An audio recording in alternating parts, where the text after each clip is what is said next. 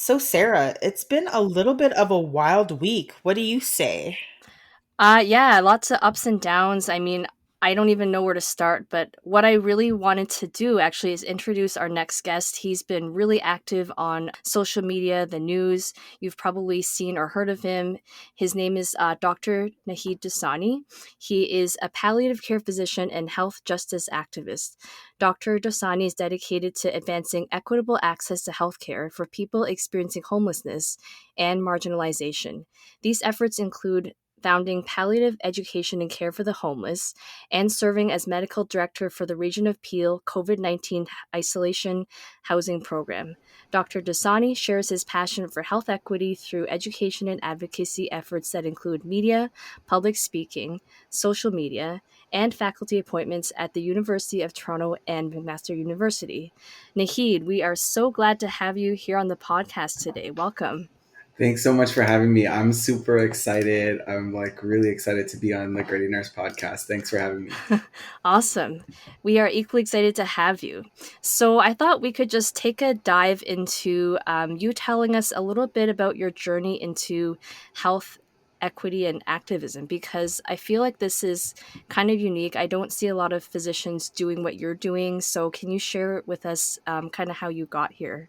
Yeah, just in a nutshell, I was born and raised in Scarborough, Ontario. I was the child of two parents who came to Canada in the 1970s as refugees from Uganda. They were fleeing persecution and war. And growing up in a house like that, there was a lot of, lessons early on about the social determinants of health, community well being, those kind of like really important lessons growing up. And so I always knew I wanted to work in a field that was focused on social change. And it was like, first, it was like, journalism. Then it kind of switched to like maybe engineering. Wasn't so good at like physics and math, so ended up like looking at health and really got interested in social justice and particularly health justice. And as a first year resident doctor at the University of Toronto in my residency training, I met Terry, a young man in his early 30s who I provided healthcare for while working at a homeless shelter.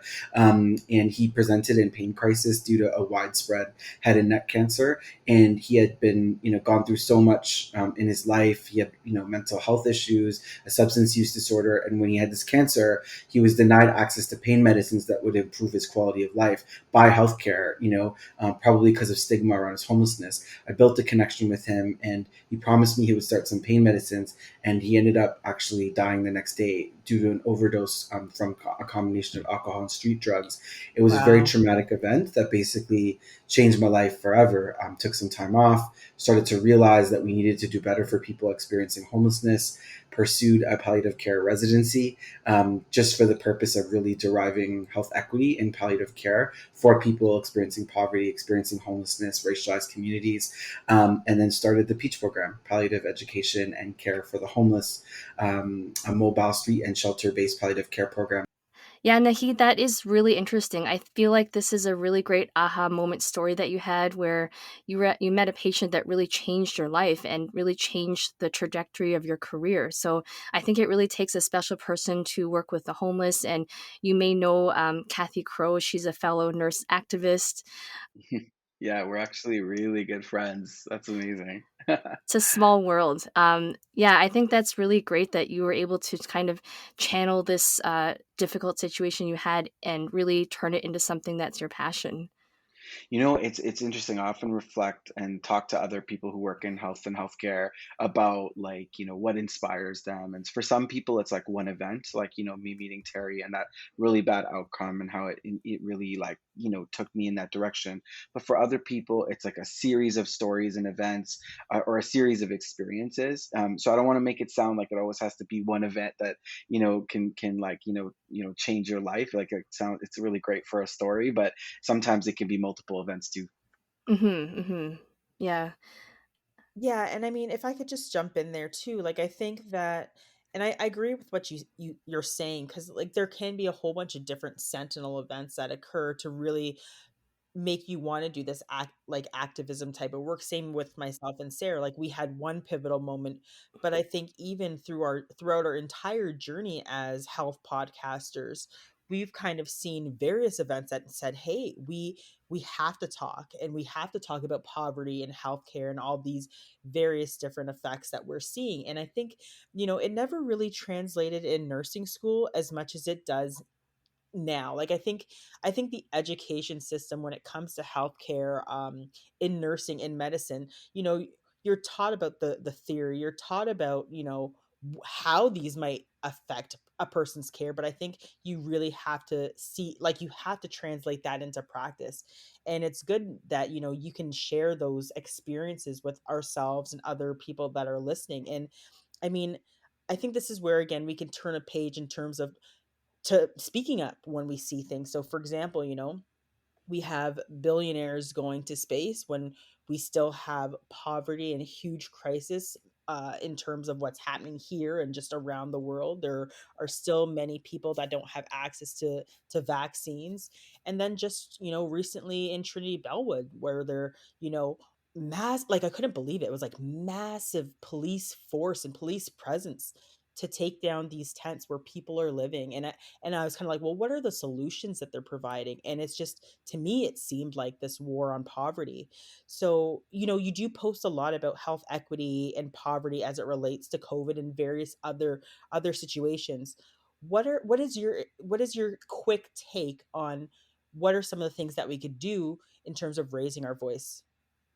Yeah, you bring up some really good points, and I have to say, COVID-19 has certainly brought, the social and structural determinants to the forefront. It's put health equity issues on in the spotlight, right? Because our health is all interconnected, and if we didn't support hardest hit communities that were hardest hit by COVID-19, we wouldn't have gotten through it. My fear is that's the only reason we did it, is Yeah. because our health was Mhm. interconnected, right, in unique ways. And so now, as the pandemic, I'm not saying it's over, but as we start to move on to these later stages, you start to notice that that equity discussion is not at the forefront anymore, and that Mhm. that worries me, right? So more and more, this question is important, and I think one of the things that we are noticing beyond the billionaires rushing to space. By the way, I saw this tweet. It was so funny. It said, "What if the UFOs we see in the sky are just billionaires from other planets?" Seriously, right? Makes you Oh think, my right? god. Oh Oh my gosh. God, I know, I know, I know. So, so you start to wonder about what's happening. So let's talk about encampment clearings and what's happening in Toronto. So what we're seeing is essentially a growing trend in cities like Toronto, but jurisdictions across Canada, the United States, Europe, and around the world, where we're seeing the criminalization of poverty. Yeah, Poverty and homelessness is due to a series of unfortunate circumstances that people fall into due to a weakening social safety net around healthcare, housing, social assistance. It's very complex, and so society fails people who experience homelessness, and then we ticket them, and then we arrest them, and then we yeah. don't create housing for them, and then we penalize them for living in those spaces. So the answer to this is high quality affordable housing, and Canada Mhm. actually stands as a leader in showing the promise and of how housing can really work. Housing first is a principle where we don't ask people to jump through hoops to get a home. We just give them a home first. And Mhm. Canada, ran a huge study. It was called the At Home Chez Soi demonstration project. It ran between I believe 2012 and 2014. Mental Health Commission of Canada. Google it. It basically showed that housing first works, and it's cheaper. It's much cheaper as well. It has not been adopted Canada wide, but we've seen jurisdictions like Medicine Hat has ended chronic homelessness just through housing first. So that's like a very tangible solution that we need to think about. Another one is harm reduction, talking about people who use drugs. And you guys work in healthcare. As much as we know harm reduction works for people who use drugs, how much has it been adopted in the places that you work and about, in hospitals, in clinics, in our community care? So we need to really think beyond the box if we're going to really meet people where they're at.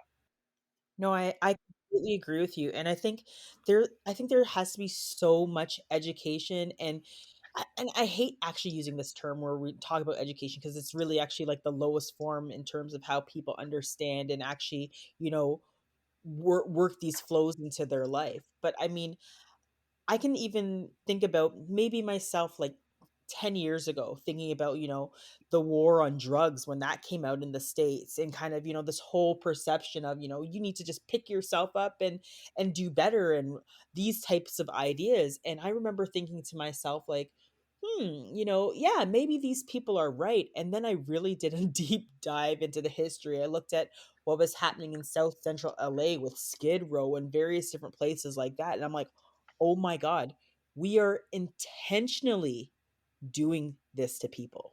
Mhm, Like, and and I it's, think, like, as a society, and I think especially in healthcare, we're so quick to judge people for being homeless, for being on drugs, instead Mhm. of really just providing them with the support they need from the get-go, and I think a lot of that comes around the fact that the general public thinks that, "Oh, if we give people housing, they're gonna take advantage of it. They're gonna take advantage of all these things we're giving them. Why can't they work to earn it?" But again, you're not looking at it from, a health equity lens, like, there's so many things involved. I mean, I just read the book by Jesse Thistle. I don't know if you've read it, Hmm. Into the Yeah, Ashes or From the Ashes. it's an incredible read.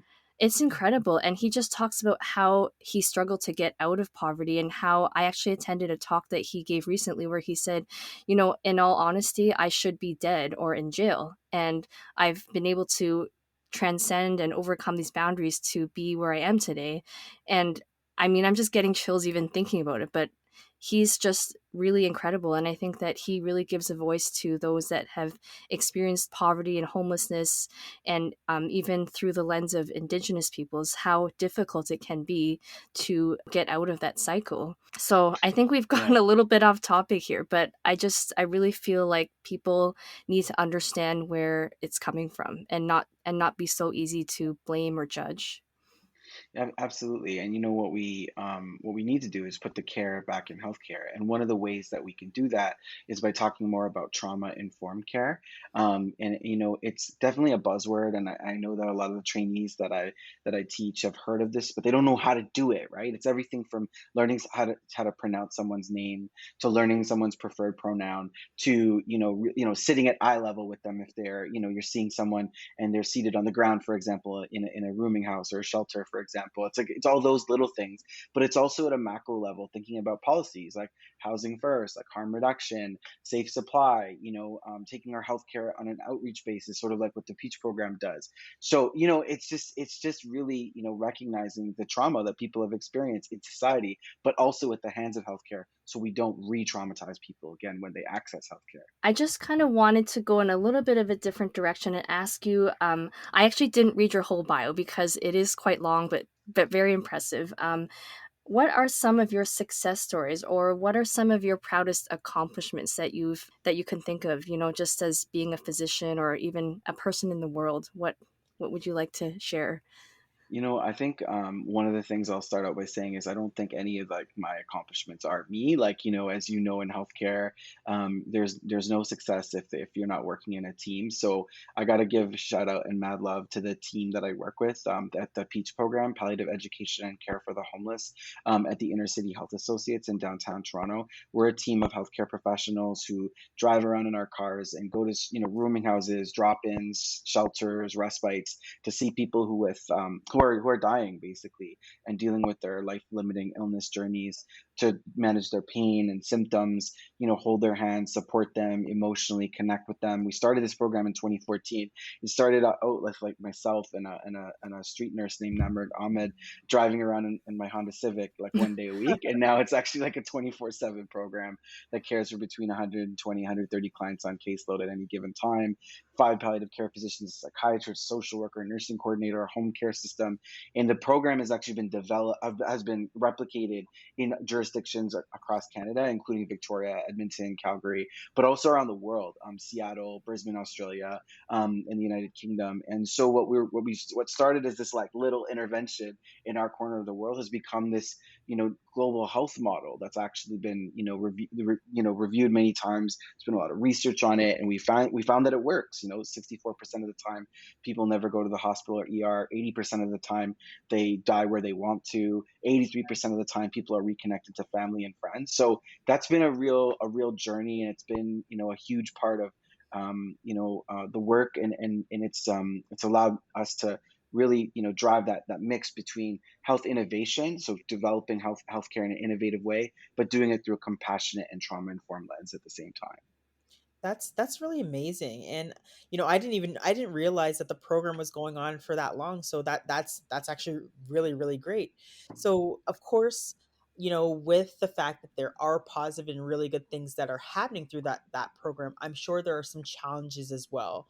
So what are some of the things that, based on our healthcare system, or even some of the challenges you have presented on, maybe on your daily run when you're doing some of the care or providing some of the care that you do, what are some of the things that you see that could work better, or what are some of the things that, our healthcare system can improve with in terms of some of the work that you do? It's a really great question. I know both of you have experiences in home and community care, but just really, starting at the outset, we make a lot of assumptions in healthcare, in community care, and then further in palliative care that people have a roof over their head, they have a phone, they have money in their bank account, they have caregivers to support them when the public healthcare system's not able to support them. The raw reality is the vast majority of people who don't have homes do not get access to home care. I know that's so obvious when you say it out loud, but think about it. We designed a healthcare system and call it home care. It literally excludes people who don't have homes, right? Right, Wow, right. I know that's like so obvious, and it is. but that's actually the major problem. Like, I don't think the Peach program is like rocket science. It's literally just trying to provide home care for people who don't have homes. So that's actually a big piece.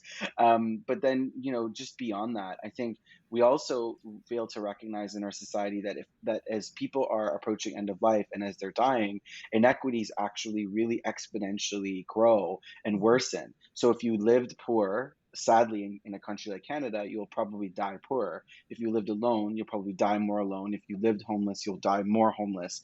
And so death is most certainly a social justice issue. And yet our approach to supporting people with serious illnesses as they approach end of life is this prognosis system where people get the same amounts of support. No matter if you're a CEO living in Forest Hill, and you have 8 children, you live in a mansion, got tons of supports, or you live, downtown on a street corner, you're going to get the same support technically. And Yeah. so that's a problem because what we need is not equality, giving people the same things to be happy and healthy, which our system does pretty well. We need equity, giving people what they need to be happy and healthy. And some people need more than others, right? And that's a big Mhm. kind of problem. And then finally, I think too often, we project our feelings of what a good death is on people as a system. Many people, I talk to would be like, well, I would never want to die in a shelter or a rooming house. And I would say, I get that you wouldn't, but many of our clients do. Many of the people we care for want to die in a shelter. They want to be in a rooming house because that's home for them. They Right. want to be in their home communities. And so we don't support or resource home and community care, particularly around palliative care, for people who have social deficiencies like poverty and homelessness to make that possible. I'd say those are, three complex issues that still to this day we have to think about, and it's probably a huge reason the Peach program is so busy because those are three intersections of area of problems and issues that we spend a lot of time working in. Yeah, like this just makes me think, right? Like in terms of you have this program, but we have a whole healthcare system that really should be doing a huge part of this work.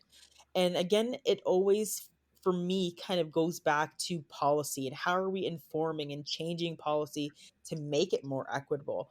Are there any thoughts that you have in terms of how do we make policy at those levels where we're saying, oh yeah, everyone, we think that we're leveling the playing field, but we're not, right? Like you said, we need to meet people where they are, looking at really what does equity mean, and that there are some people who might require more resources or different aspects to make sure that they're on that, so to speak, level playing field.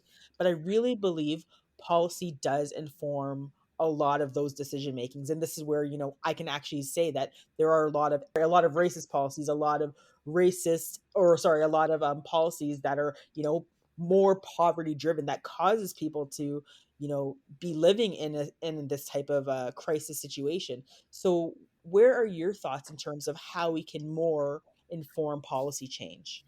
This is such a brilliant question because I think sometimes, we think about, we often talk in our team, and we say, like, we know we're doing important work. Like we feel that, like we feel it in the community, people we serve and care for say thank you. This is so important.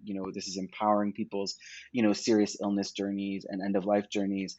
But, we sometimes question, are we letting the system off the hook because we do this Right. work? Because we're picking up, right? We're Mhm. picking up the Yeah, slack, yeah. right?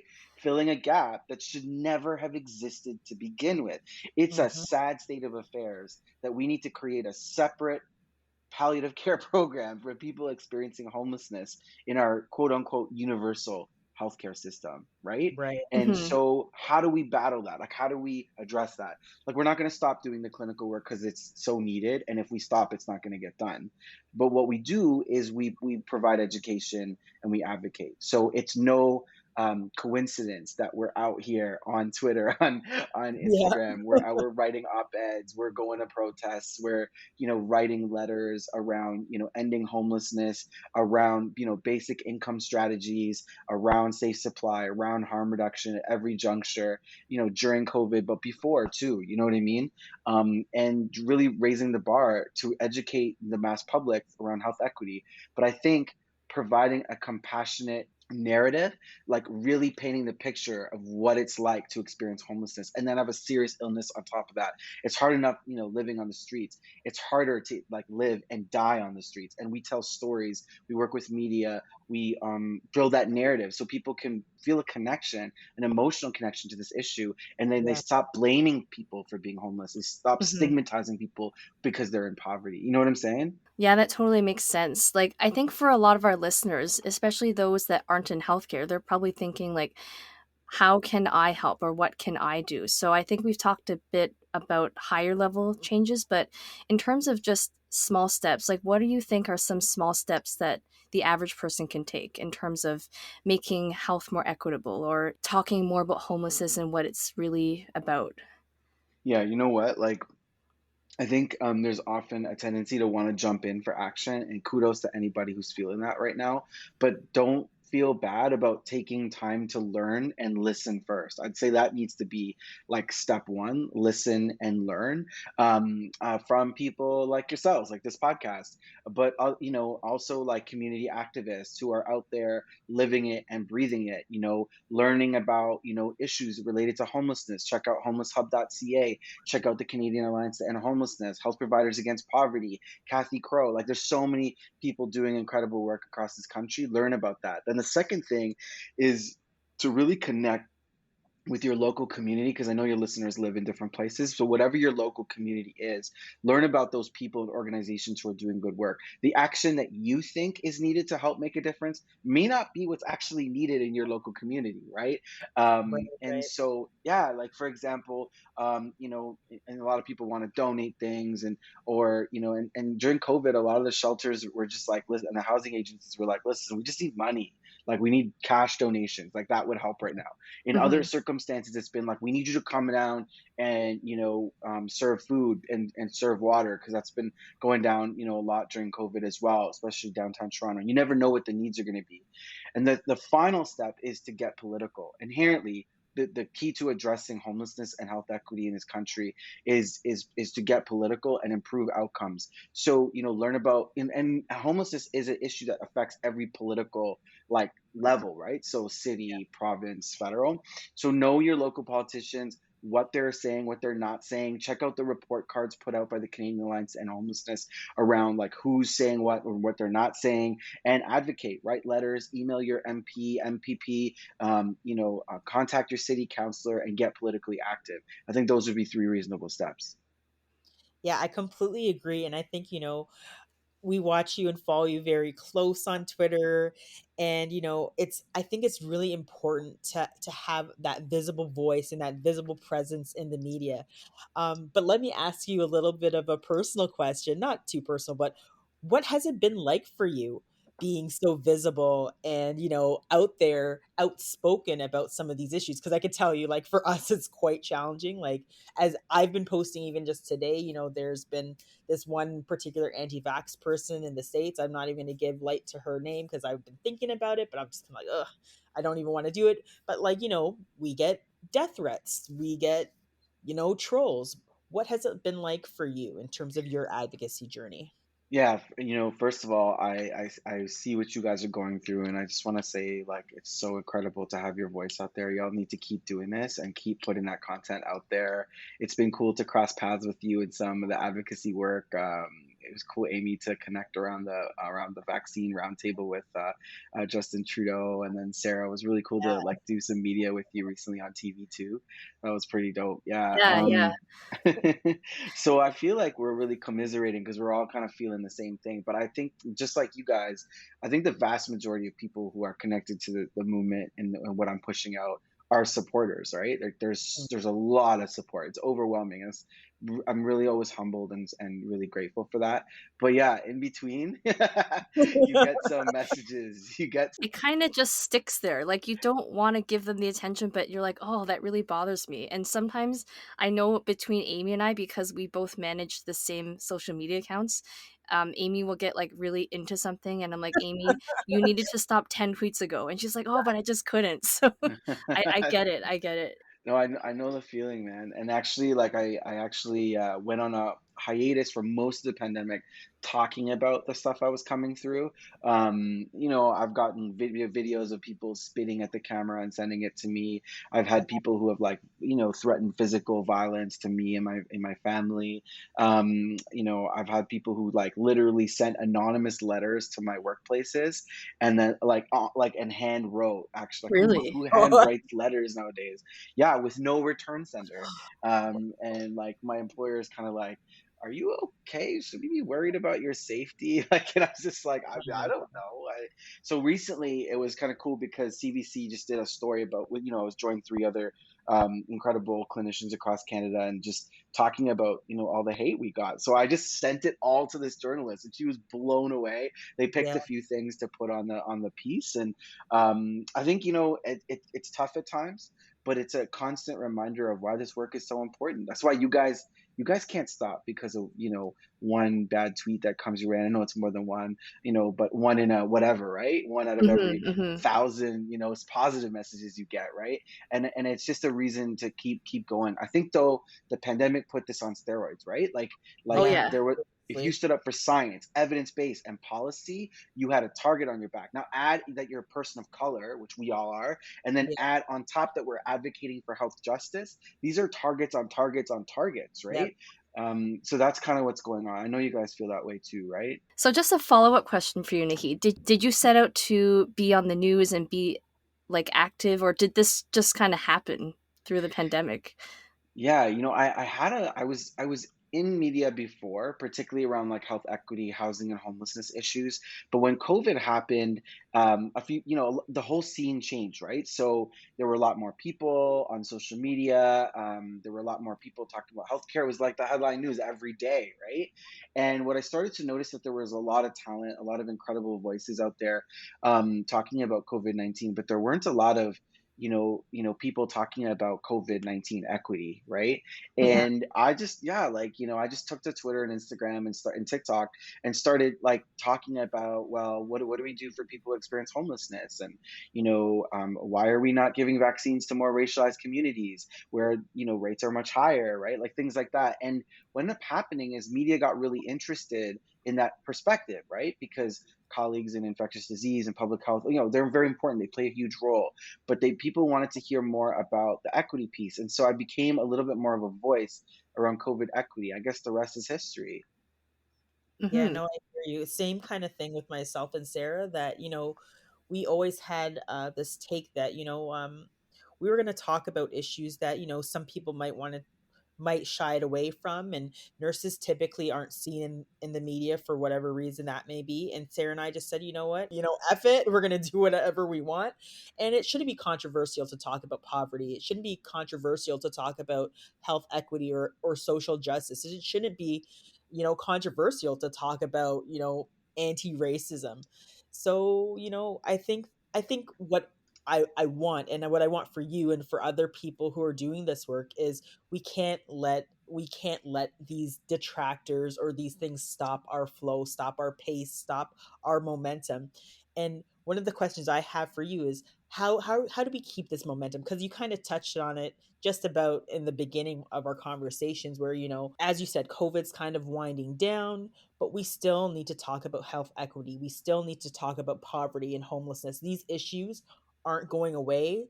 The COVID has, pulled back the veil on these issues, but how do we make sure that it's still on the tip of the tongues of media, of policymakers, of people like yourself and myself? How do we make sure that that fire does not fizzle out? Yeah, this is the key, right? So I think one of the things we have to do is we have to continue to tell the stories, and we have to continue to tell the narratives, so that people are exposed to these issues on an ongoing basis. That means, for example, really thinking about the news and the storylines and what's happening, and tying concepts around health equity to those storylines. So right now, encampment clearings are something that a lot of people are talking about in Toronto and Yeah. across Canada. And so that's a health equity issue, right? So I'm just like finalizing an op-ed for the Toronto Star, just trying to really bring those health equity concepts, really connect those worlds so people can really begin to understand it.